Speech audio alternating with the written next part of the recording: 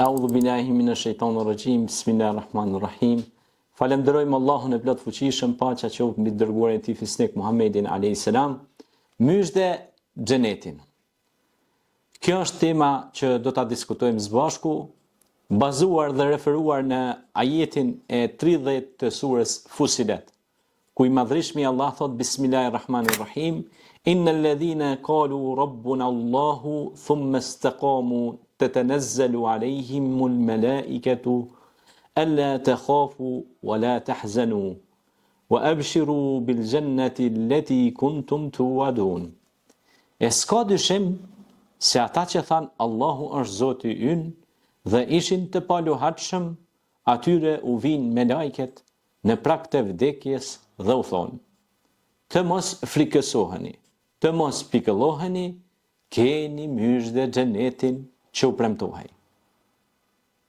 Pra, ata që than Allahu është Zoti ynë e ishin të palekundshëm, ishin prapë atyre nefsul mutmaina, shpirtave të bindur plotësisht te Krijuesi, për ta nuk ka frikë, as droj, as breng, pra asgjë, sepse ata pra do t'i korrin të mirat në këtë botë dhe padyshim këto të mira do t'i shijojnë dhe në xhenetet e bukura që Allahu i ka përgatitur për këta besimtarë.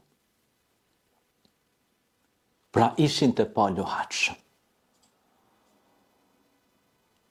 Pra ishin të palekundur. La ilaha illallah thumma istaqim. Tha pejgamberi alayhis salatu wassalam. Erdhi një shok i pejgamberit dhe i tha: "Ja Resulullah, më trego diçka që të më mjafton." Tha: "Thuaj la ilaha illallah thumma istaqim." Dëshmo se është një Zot, pra krijues që të ka kriju dhe qëndroj asaj. Pra bëhu i qëndrueshëm në atë çka ti thua dhe në veprimet e tua, në gjuhë, gjymtyr dhe veprime. Pra, ti je i paluhatshëm në besimin tënd, e ke mbështetjen wa tawakkal ala Allah, mbështetjen tek Allahu, për ty pra nuk ka breng, nuk ka pra alla takhafu wa la tahzanu, pra nuk ki pse mu friksue, as mu pikllue, se kije myshde pra xhenetin. La tahzan, pra s'ki nevoj mu brengos e mu pikllue, se nëse thue pra që Zoti yt është Allahu, e pastaj i qëndron asaj, bën atë çka Allahu thot në Kur'an, thot ta besosh atë, të mos i bësh shok atij, thot ti respektosh prindrit, të thot të largosh një pengesë nga rruga, të thot të largosh nga sjelljet e shëmtuara dhe të largosh nga devijimi.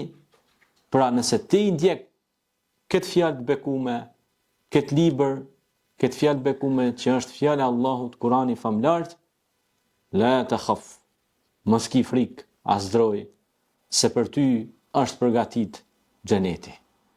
Je nis për xhenet. Prandaj, nëse çdo ditë e bën parim që ta marrësh një fjalë ose një fjalin nga Kurani dhe ta zbatosh në jetën tënde të përditshme, suksesi është i pashmangshëm. Suksesi është i pashmangshëm, sepse suksesi është në dorën e Zotit, krijuesit të gjithësisë. Sa njerëz janë nisur për të marrë diçka dhe nuk kanë arritur ta marrin asnjëherë pa lejen e Zotit. Marrim shembull, sa perandori janë nisur për ta marrë Konstantinopolin, qytetin e Konstantinit, që thuhet ka qenë me Ilir, me origjinë, pra ka qenë Dardan, themeluesi Konstantinopolis. Dhe ka arritur ta marrë vetëm ai që ka pasur emrin pra Sultan Mehmet Fatiu. Ka arritur ta marrë atë. Pse? Ai ishte këmbgulës dhe Zoti i don ata që janë këmbgulsa. Çelësi i suksesit është këmbgulja.